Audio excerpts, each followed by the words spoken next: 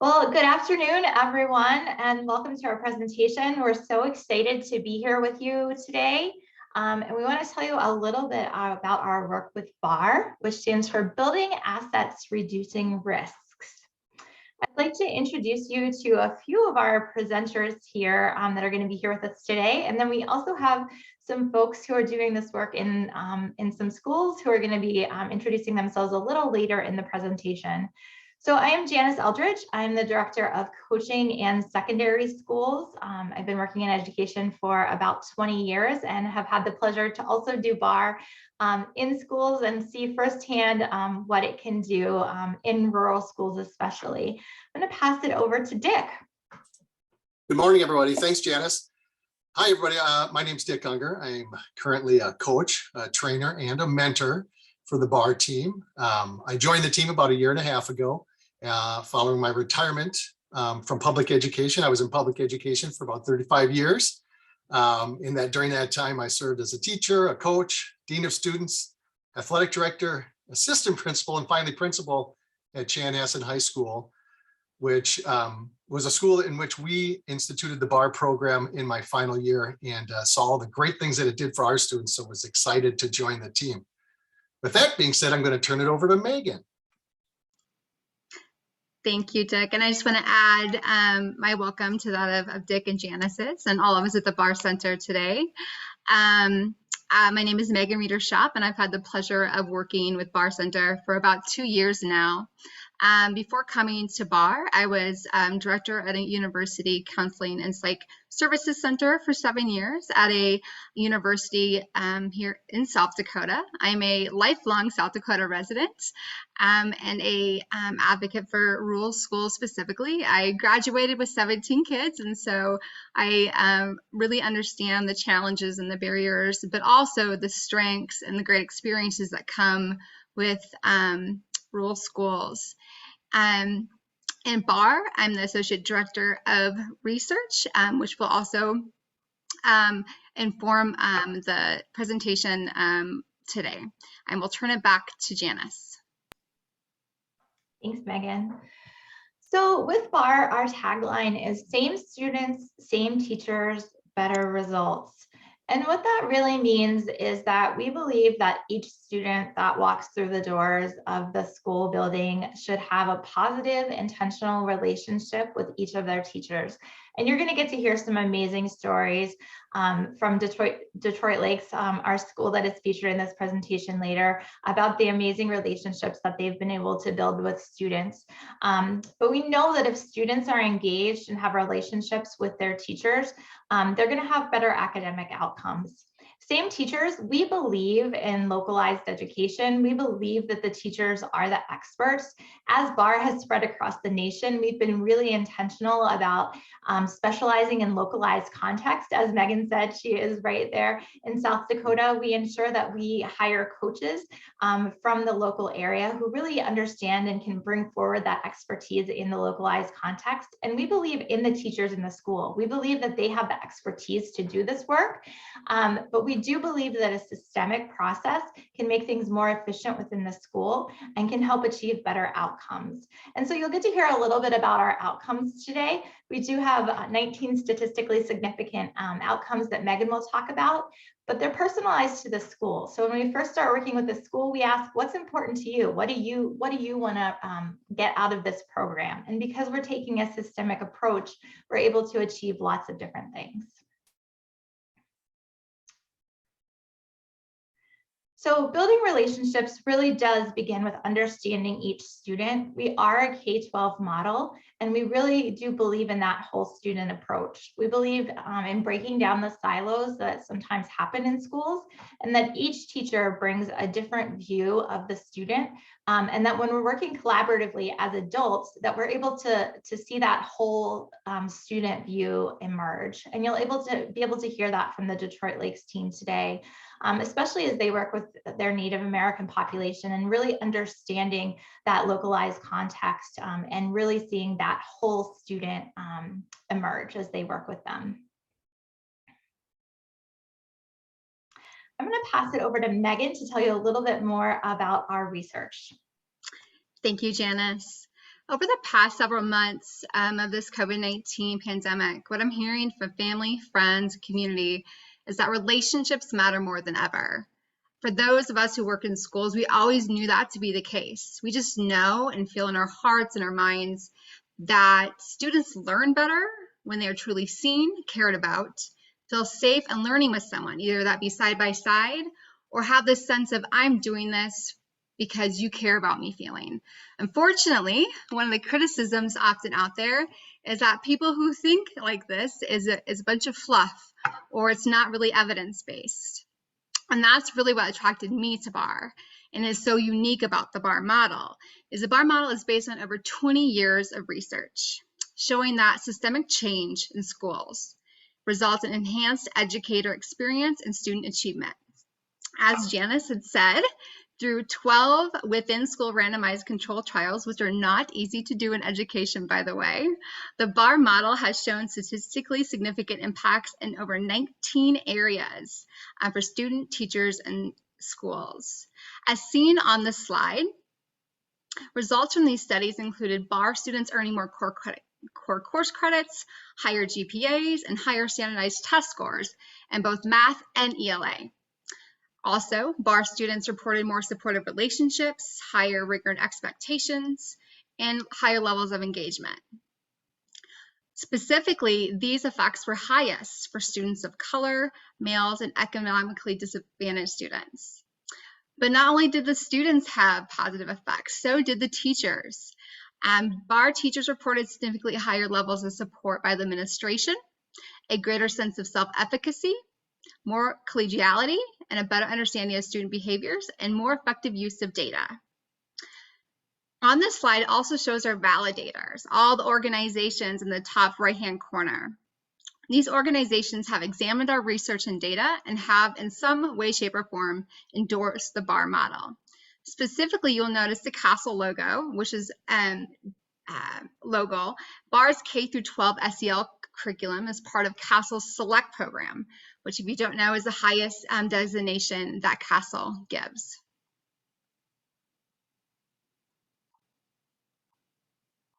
Next slide, please.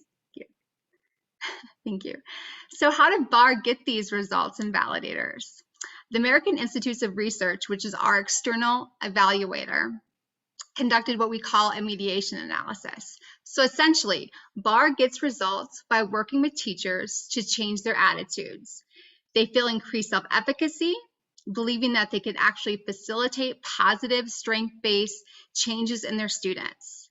They feel supported by their administrators, and then they in turn change their behaviors. We see enhanced collaboration between teachers, use of data, and lo and behold, we see them creating positive, intentional relationships with students. As a result, students' attitudes change. The students themselves feel more supported, they feel more is expected of them as a student, and they feel more engaged and excited to be in school. Then in turn, they change their behaviors as well. They show up more, have fewer issues, and have better social emotional skills. And finally, we get to the academic outcomes, those prizes at the end of all of this hard work. Student graduates with higher rates, have better math and reading scores, increase the number of credits they earn, and pass core classes at higher rates. Essentially, it starts with the teachers and ends with the students. With that, I'm going to turn it over to my colleague Dick to talk about BAR's 2 pillars. Thanks, Megan. And thanks everybody again for joining us today. If you haven't picked up on it yet, BAR is based on 2 main pillars: building meaningful, intentional relationships with our students. And there's 3 different types of relationships we're going to be talking about in a minute. And then also the use of 2 different types of data. So on the next slide, we're going to start to talk about relationships. And if you look at the slide, starting on the right side, student to student. Of course, students are developing relationships through contact throughout their day. But we're talking specifically about relationships that we build during class time through the use of our SEL curriculum. We call I times for secondary schools and U times for elementary schools. And this is an opportunity for students to learn about each other, interests, goals, and things that they're really interested in, and in their family life, and all kinds of things about each other.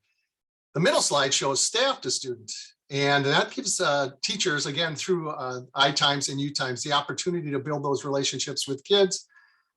Teachers, we ask them not just to deliver lessons, but also to participate so that the students can learn about the teachers, as well as the teacher learning all kinds of great information about the students and their lives, their interests, their goals, and their dreams.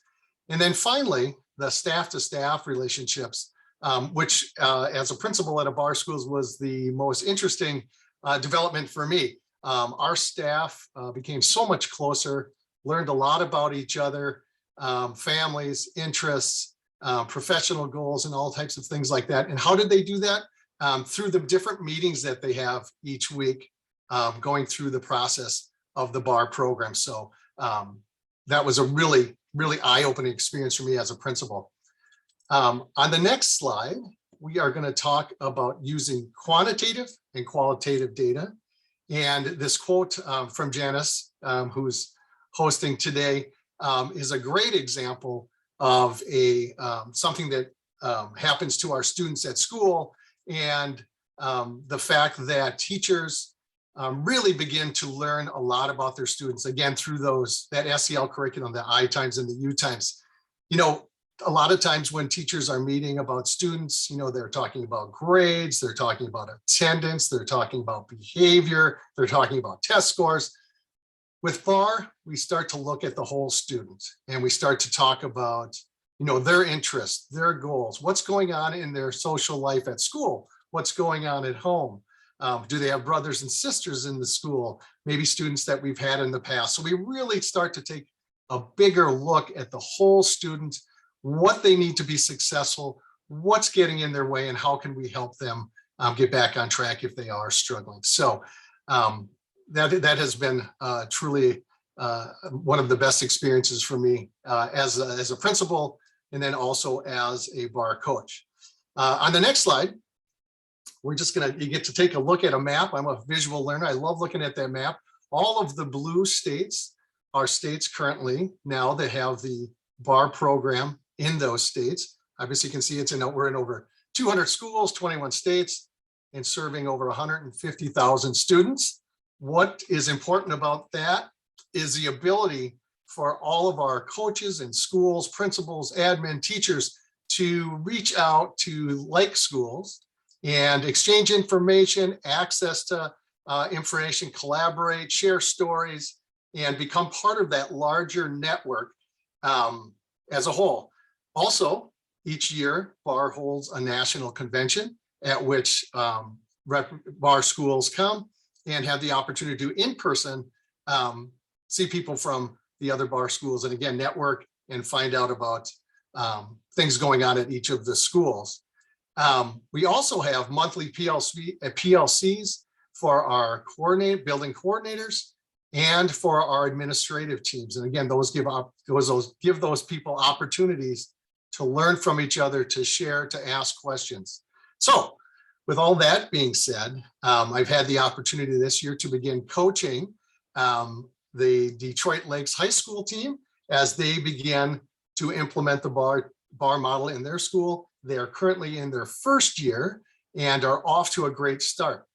Before I introduce their principal, who's going to take it from there, does anyone have a question? I think we have time for maybe one question or so. Somebody wants to put one in the chat box. If not, we will have time for questions at the end of our presentation.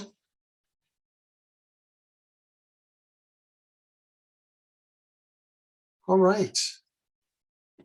Well, having seen none, I'm going to turn it over to Principal Omeng. Josh Omeng is currently in his first year as principal at Detroit Lakes High School, and is a tremendous leader and is taking the program to new heights. So, Mr. Omeng, the mic is yours.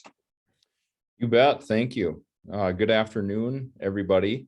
My name is Josh Omeng, as Dick mentioned, and I'm the principal here in Detroit Lakes at the high school. I also grew up on the White Earth Indian Reservation, and I am a descendant, even though I have a pretty Norwegian look about me. So I can give you a a pretty good perspective, and we're certainly lucky to be with you. But I think what I would like to do is just give you an idea of what it's like to implement this, kind of why we went down this road. Prior to me coming back here, I actually graduated from high school here. I worked in the metro area for about 13 years, and so I decided to come back, and certainly lucky to be back here. But it's interesting to just have that perspective, right, of what it was like when I was here as a kid, and now coming back, and what something like a BAR program could do for your school. So I have some of my staff members here who are certainly huge parts of implementing this. So I'm going to go ahead and turn it over to them to let them introduce themselves as well. So I'll talk, Kelly, go ahead.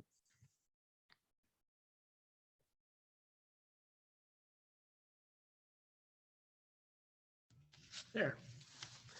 Hello, everybody. Kelly Kalina. I am the BAR coordinator here at Detroit Lakes High School. Previous to that, I was a math teacher for 21 years at 4 different schools.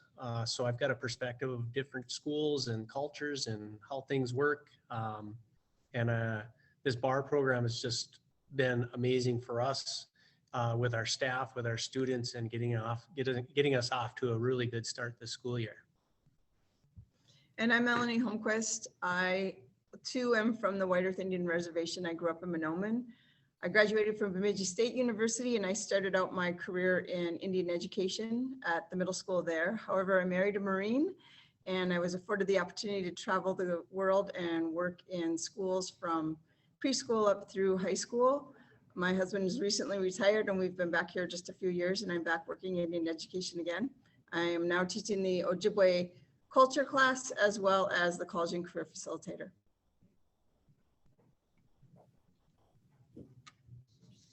Yeah, so I'll just give you a little background about where we're kind of at here. We're in northwestern part of the state here in Minnesota. We are actually implementing the BAR program in grades 9 through 12, and that was intentional, even though, as we understand, a lot of schools decide to start with 9th grade. We are currently in what's called an academy model high school. So we were sort of already organized into these teams, and so it kind of was a natural fit to do the things that the BAR program asks you to do, which I'll get into here in a second as well. But we have a sizable population of Native students. We're at about 22% or so that are identified. And the reason I say identified is, there are lots of kids like me, like I was, who are descendants, and they don't necessarily identify or put down the little checkbox, of Native. So we know that we have a little bit more than that as well. And certainly we're trying to have those kids have as much success as they can. I'm kind of always talking about that. I am one of those kids, right, that was struggling and was the first kid in my family to go to college. So that's a passion of mine. But you can see here in this picture, we've done a lot of stuff this year for our American Indian students. One of them was we had our culture class over reading some books to our younger kids there. And that's just amazing stuff, right? Seeing those kids take pride in their heritage, right? And share that with the younger kids. So on the next slide, yeah, I mean, like I said, I'm a descendant. Some of these pictures are of my family, and they're just amazing pictures. There's not a lot of folks. I used to teach health in the metro, and I used to show that picture in the bottom left-hand corner there, that 5 generation. You don't see a lot of those, right?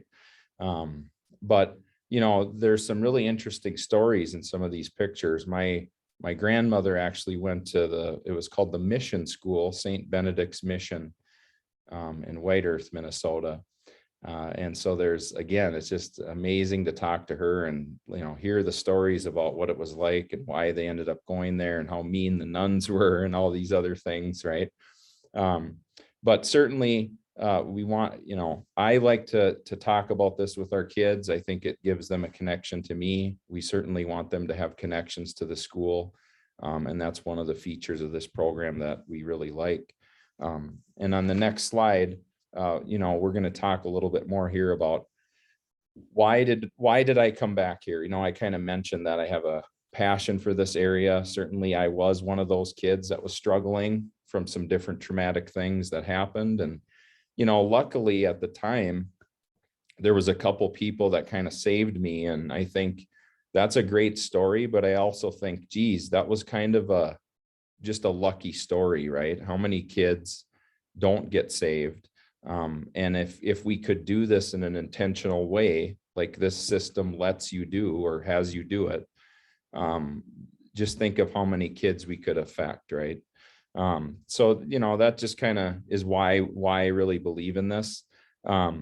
We wanted to improve our culture. There was very much kind of a cultural divide, I would say, between, are you a Native kid or are you not, right? And we have a kind of a unique situation. We're in a lake town, so we have, folks that are very wealthy, but we also have sort of a large population of poverty here. So how do we get to help all kids, right? And I think that's another key part of the BAR model is, how do we help those that are farthest from opportunity, but how do we also improve outcomes for every kid?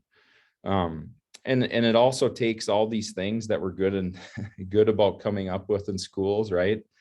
Like all the acronyms, MTSS, PBIS, all that stuff, and it puts it underneath one umbrella. And that's what I think is one of the best things about this. When we're talking about kids in these block meetings, we're not looking for that one magic bullet. We know that we have all that stuff, but it's all connected together, and it's not like separate conversations all the time. So that's a big part of it. If you go to the next slide, I can kind of give you an example of what it looks like. So on these graphics here, I think Dick mentioned the I-Time curriculum. And so the cool thing about I-Time is typically that would happen in like an advisory period. And we do that. The core teachers actually teach the I-Times. And so Kelly, as our BAR coordinator, he came up with an awesome schedule. And what happens is each week, the different subjects rotate and they teach these I-Times.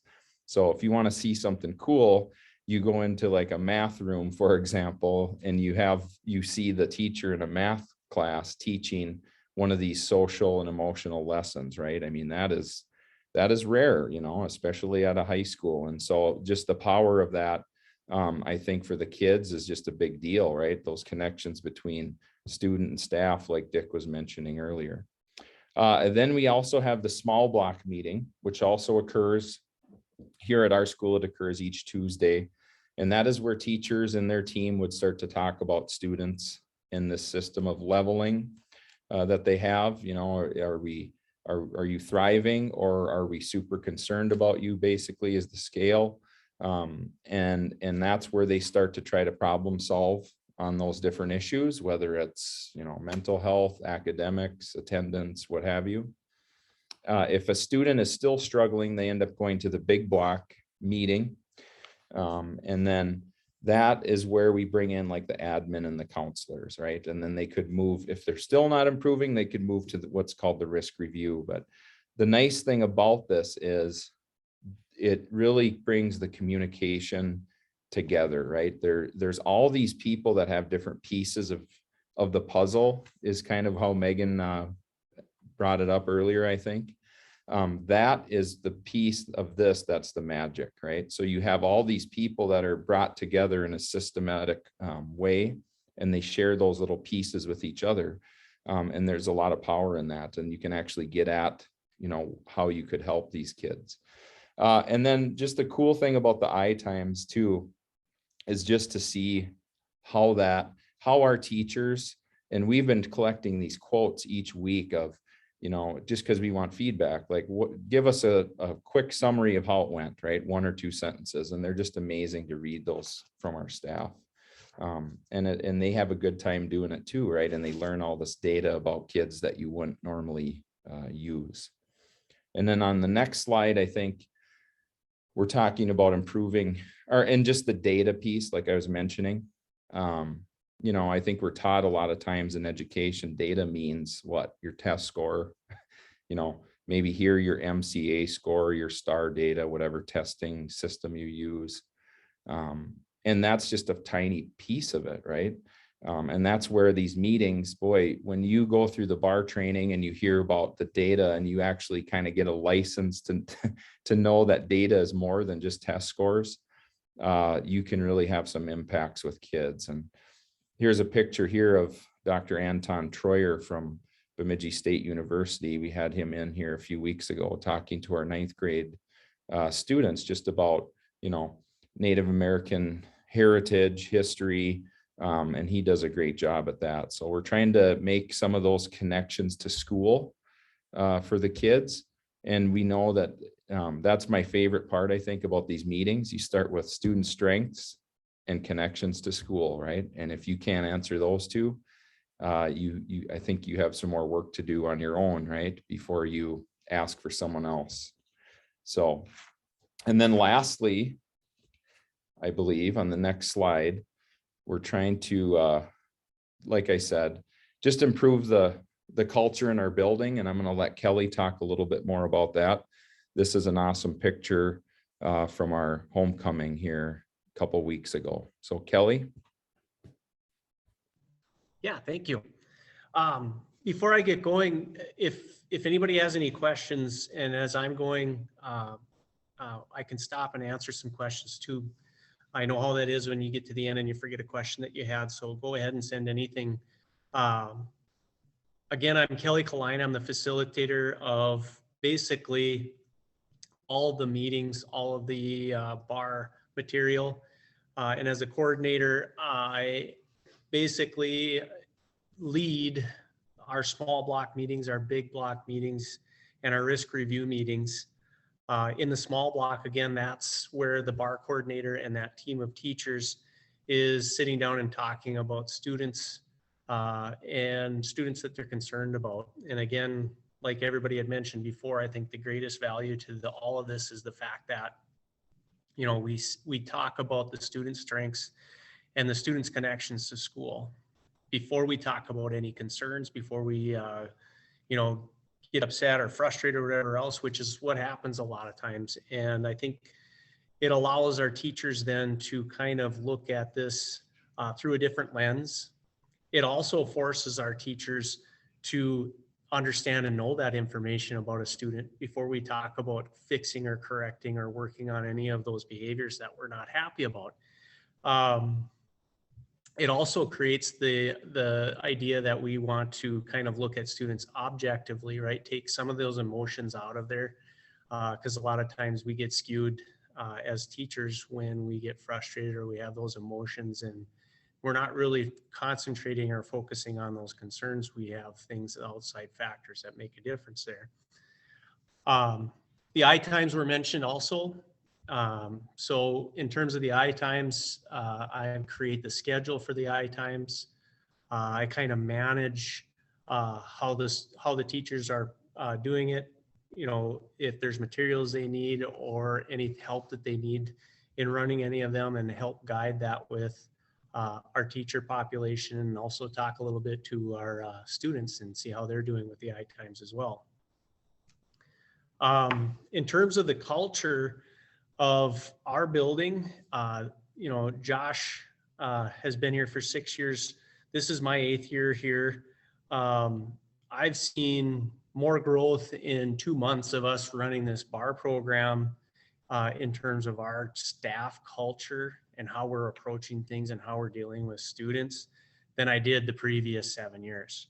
I just think that it's kind of pushed our teachers to take a different look at how we approach students and some of the concerns and behaviors that we faced. And, you know, and also the timing of it's pretty nice as well. Just the fact that we're getting all of our students back into our buildings after those 18 months of terrible COVID stuff.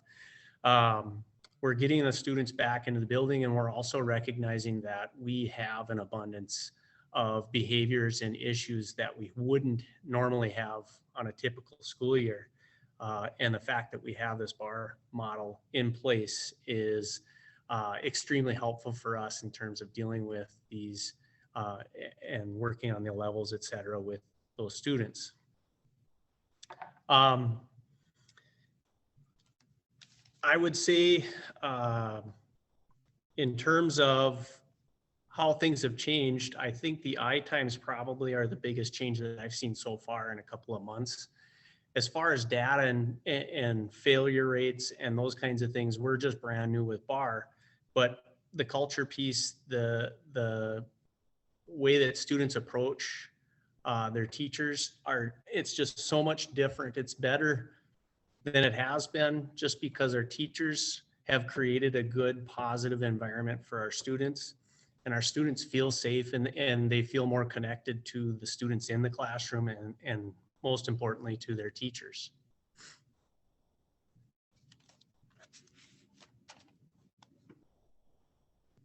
All right, I would pass it on.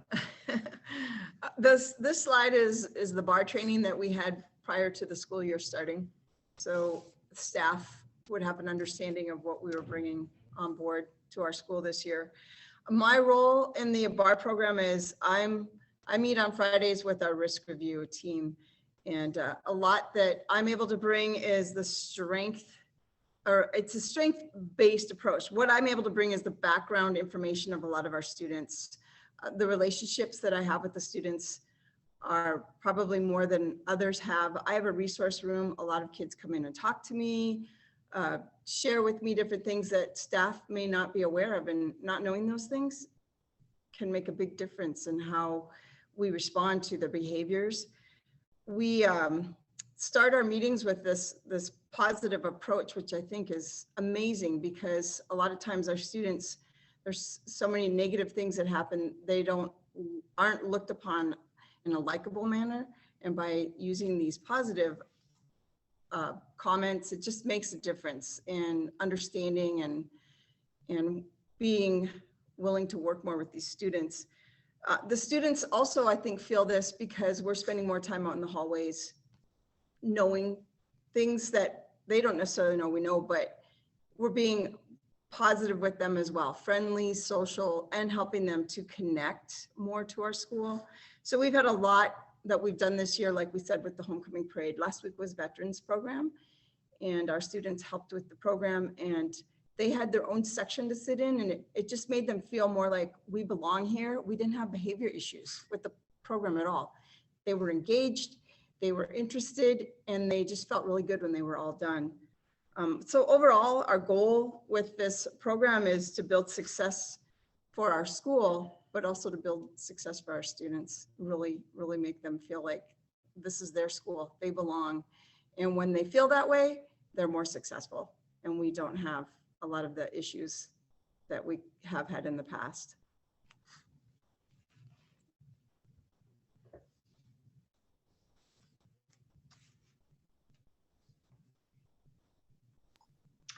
I just want to thank the Detroit Lakes team so much for both their heart for students, all of the work that they have done to get BAR off the ground this year, and then just thank you for sharing your experience and your expertise with us today.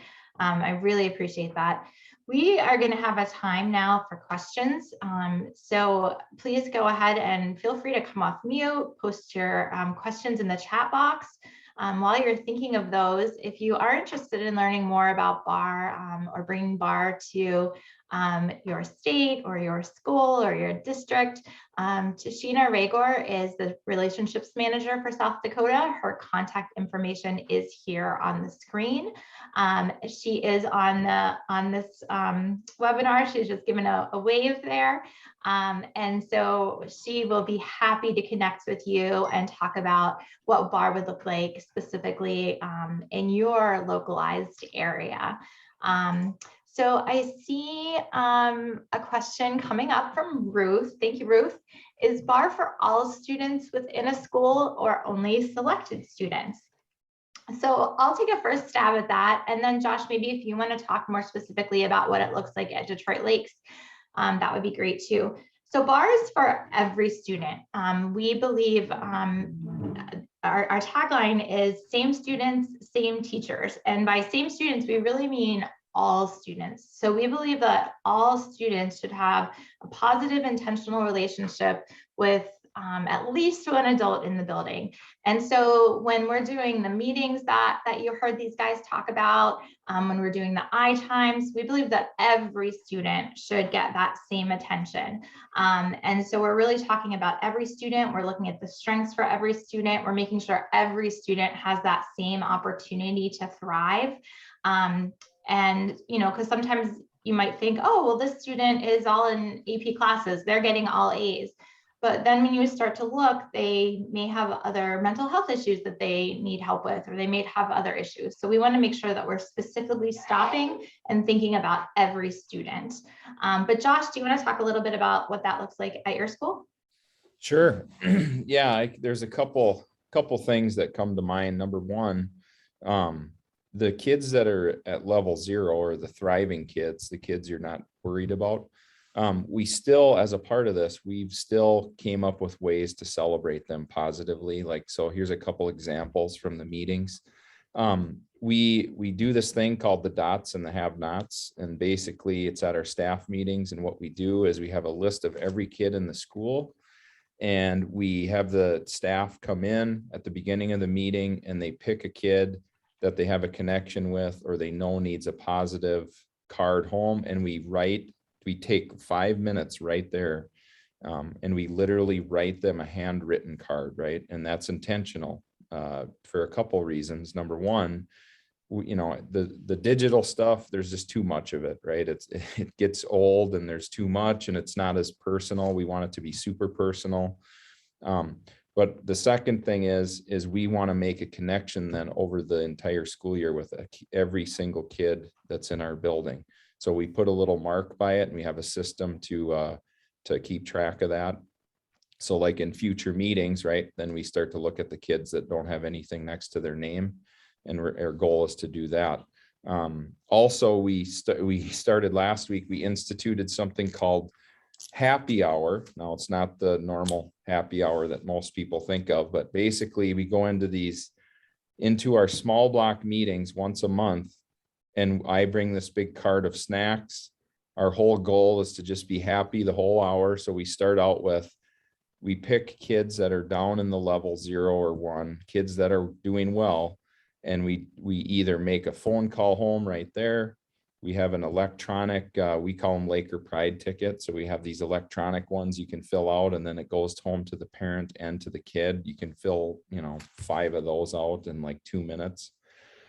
So those are just a couple of the ways that, this does really make you think about the positives too. And it is for every kid. So whether you're a kid on our risk review that we're super worried about, or you're a kid that's just, crushing it and doing well, we want it's for everybody, and it's really good. Thank you, Josh, for those examples. Super helpful. What other questions do you have?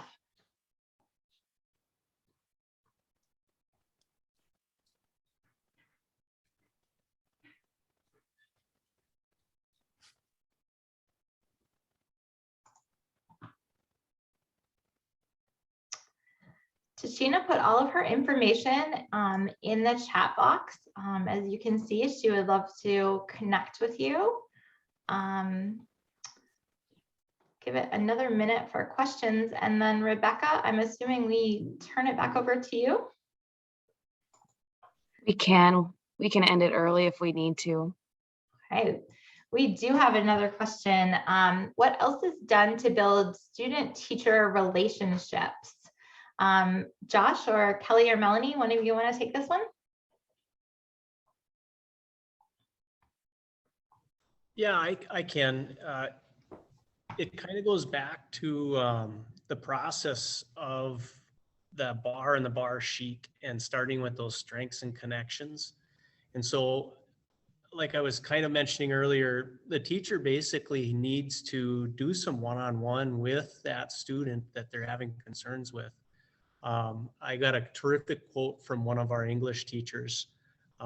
You know, we got a little bit of pushback from some of our teachers in terms of this is taking a lot of time. This is just too much. You know, we don't have enough time for this, all these other things. And about a month into school, he basically came and said, here's the deal. I think I got this kind of figured out. You know, at first I thought bar was just this thing that was kind of a burden, something that was going to take my time away from being able to teach students. And he said, but when I really followed through with the model, when I had a concern or I had a student that I thought I needed to put onto that bar sheet, he said, I followed through on what I was supposed to do. I talked to the student, I connected with them, I learned more about them. I talked to them about the concern. I tried a couple of strategies, and he said, instead of me putting the kid's name on that bar sheet, I already fixed the problem before it got to that point. I didn't need to take it to the team of teachers to get more help because that fixed the student's behavior or concern that I had already.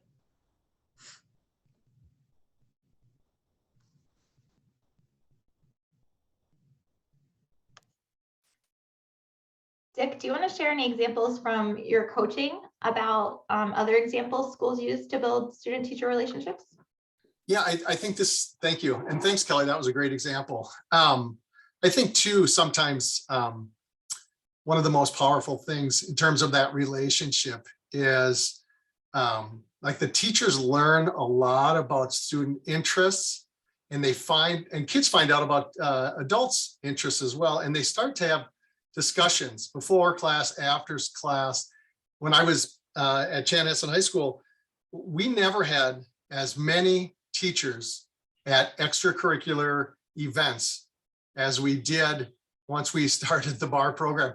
And we just started with 9th grade. Unlike Detroit Lakes, who's doing the entire student body this year, we just decided we were going to focus on 9th graders the first year. And, 9th grade is one of those years where, kids, we're encouraging kids to be, involved in school.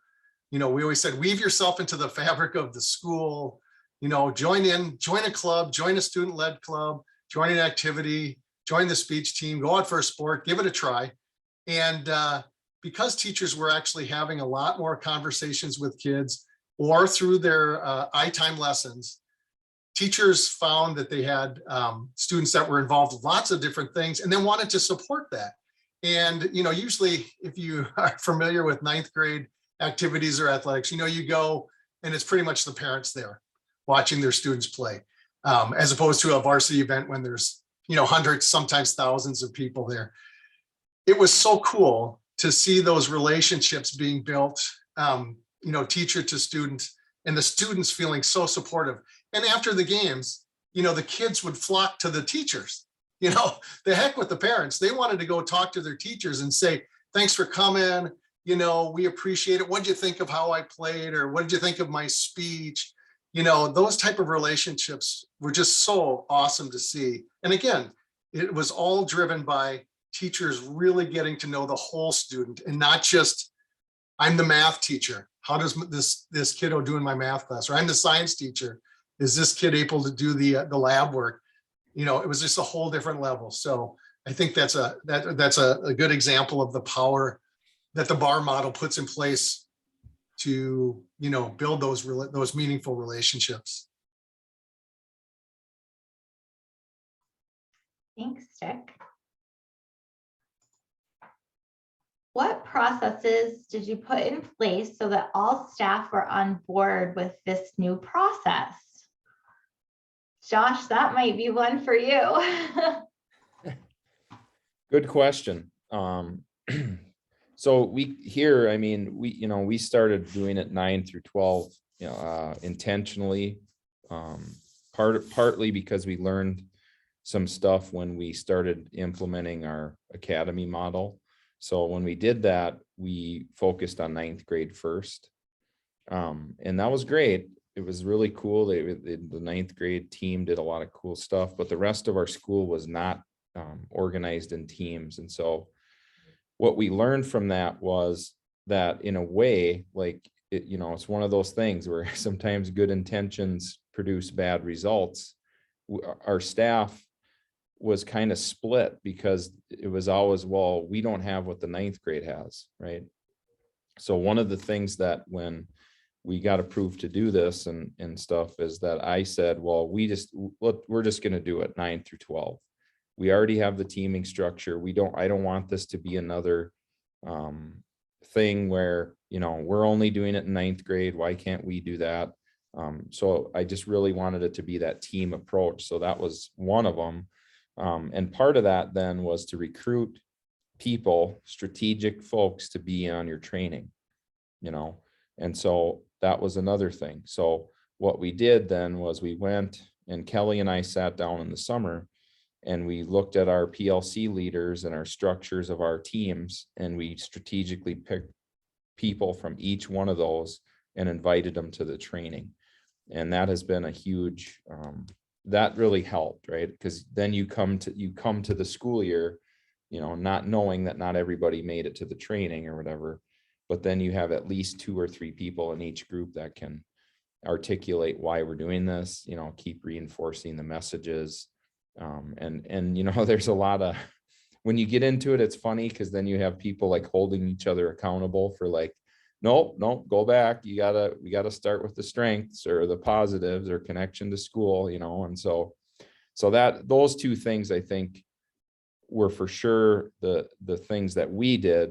Now, if we didn't have the team structure, that would be the first thing I think you would do, you know, is organize your school in these teams, because it does make a difference, even if they're not 100% purity, you know, because our 9th grade is 100% purity, but the rest of our teams are not. They're, you know, they're academy teams, but sometimes there'll be 2 teachers on the team that have a kid. So that really works good. If I could jump in a second, Janice. Thanks, Josh.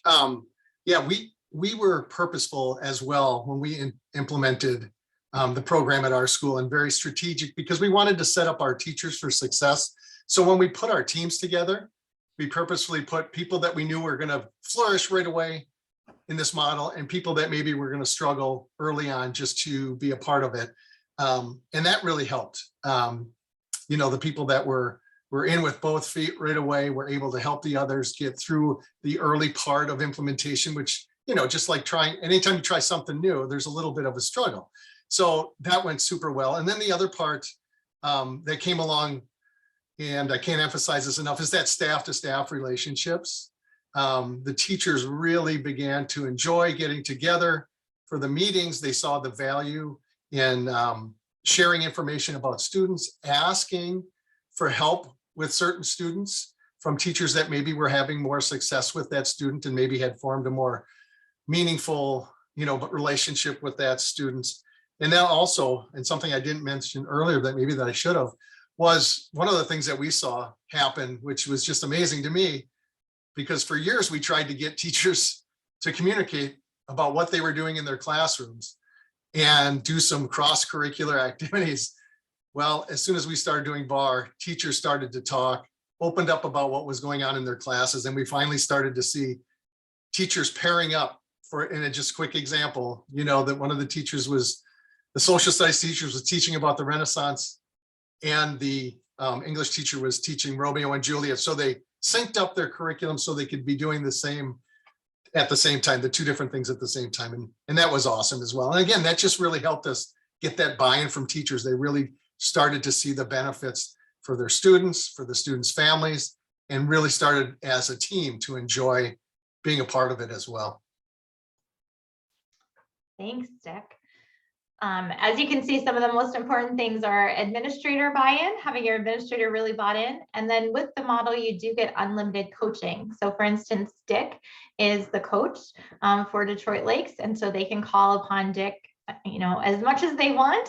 He goes on site 4 times a year, but then they are in definitely weekly contact with him, but then they can call, text, email, ask questions. And I know when I was implementing BAR in a school, that was a huge game changer for me, because I had never had a person who was just there to, help me with this reform. A lot of times you go to a conference and you learn something and you go back to your school and try to do it, and there's no one to ask questions to, or you feel like you're doing it alone. And this really is, we really do have a network of people all learning and doing this together. And so your coach will really help you understand how to get that buy-in, how to plan to implement BAR, all of those things. Any other questions that folks have for us or for Detroit Lakes? We also have about 10 minutes left, so probably time for one, maybe two questions. Thank you, Rebecca.